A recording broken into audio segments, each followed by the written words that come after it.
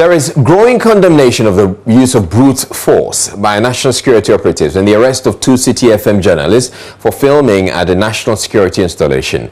Lawyer and current journalist of the year Samson Ladia Yenini insists the journalists filming abandoned vehicles at a place designated as a security zone is not a crime if the aim is to publish an issue of public interest. But President of the Ghana Journalists Association, Roland Afilmoni, says the Citi FM journalist Caleb Kude breached the code of ethics of the GJA by filming at a national security installation without permission, but was quick to condemn the disproportionate use of force by the security operatives. We'll be following with all consuming attention and all absorbing care the incidents which happened at the premises of national security and also Citi FM.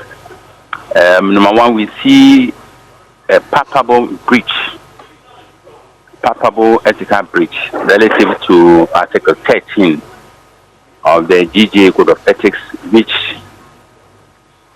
dictates that journalists must obtain information, videos, data, photographs, and illustrations only by honest, straightforward, fair, and open means, unless otherwise tampered by public interest considerations. You can see clearly that Caleb's attempt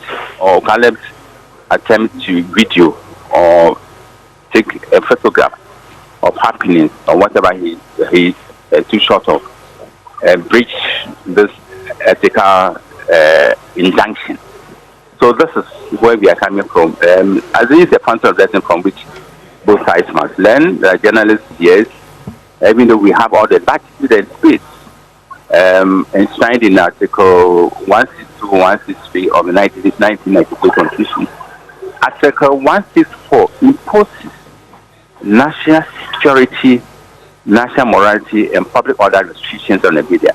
So this simply means that any story we get or information we obtain should pass the test of national security, national morality, and public order. Otherwise, we will step in. We find ourselves on the wrong side of the law. But Mr. Afilmoni, the concern then is you've quoted Article 13, GJA Code of Ethics.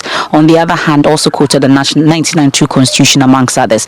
But the real concern here is that Caleb was filming vehicles parked at the national security installation, which is of public interest, which is a story that has been running for some time, or a story that he's working on. How then is he breaching these codes and then the law? Which law exactly is he breaching when this story is in public interest?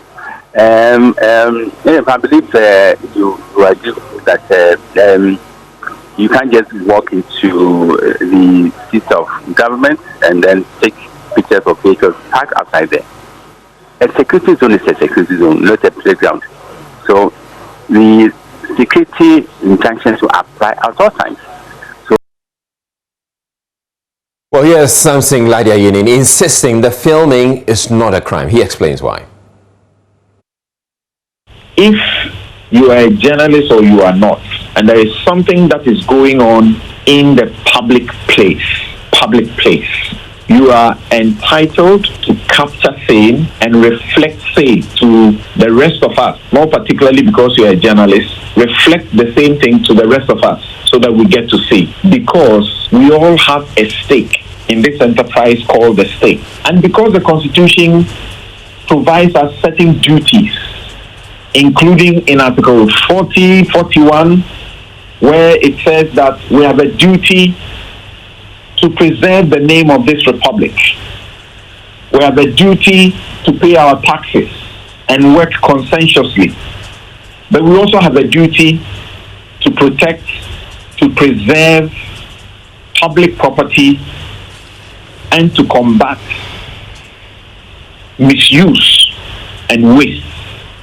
So if a journalist will take their camera, will take their pen, will take their phone to reach to that public place and capture that article, which you are misusing which you are leaving to waste, to reflect it to all of us. They are simply conducting a duty that the Constitution allows.